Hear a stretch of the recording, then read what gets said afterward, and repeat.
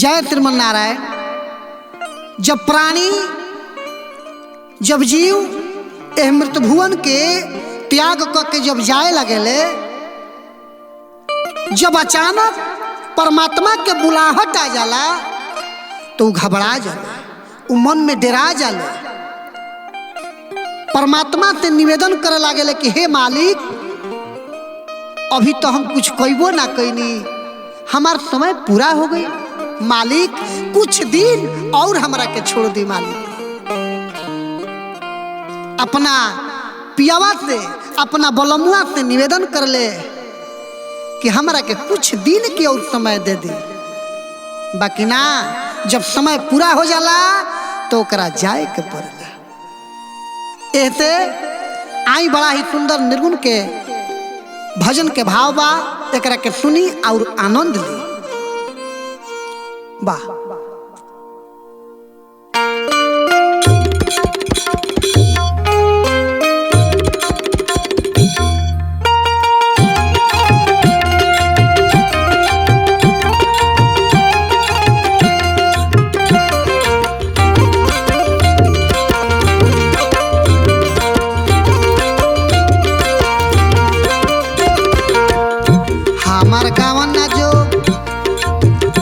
हमार गावन ना जोग उमिरियो ना भइल कि पियावा के पाती आ गई।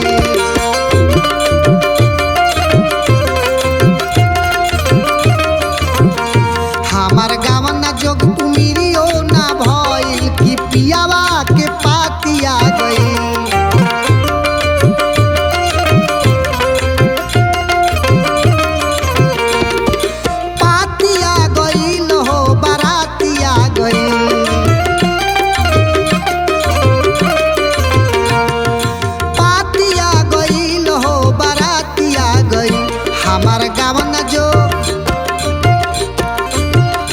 हमार गावन ना जोग उमिरियो ना भइल कि पियावा के पाती आ गई।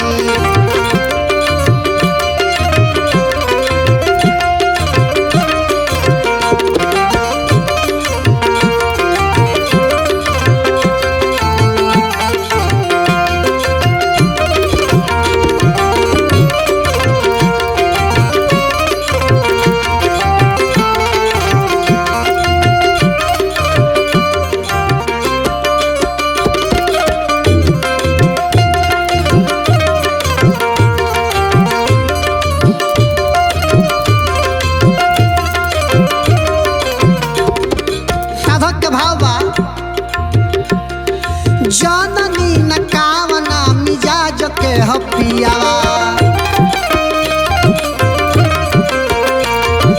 देखनी न सुननी रंग गोर बा करियावा। जननी न कामना मिजाज के हपियावा, देखनी न जननी रंग गोर बा करियावा। हम घूंघटा के कैसे उठाई कि अचके बाराती आ गई।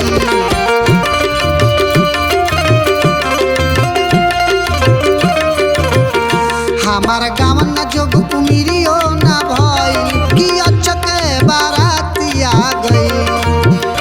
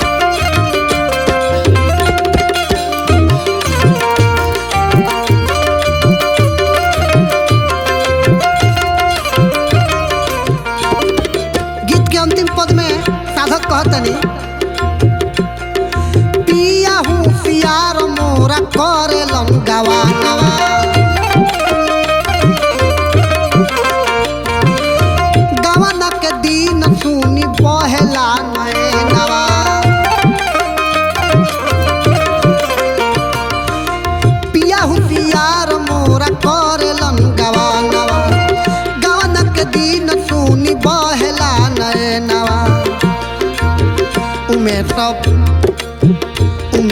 काहे बुझवावे बुझवलिया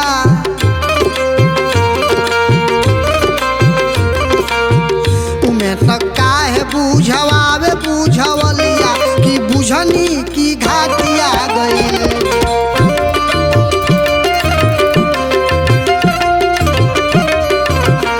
हमार गावन न जोग उमिरियो ना भई कि पियावा के पातिया गई।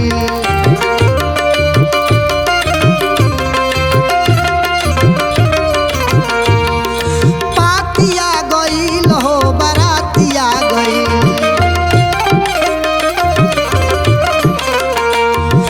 पातिया गईल हो बरातिया गई। मोरा गावन न जोग मोरा गावन जोग उमिरियो ना भइल कि पियावा के पातिया गइल।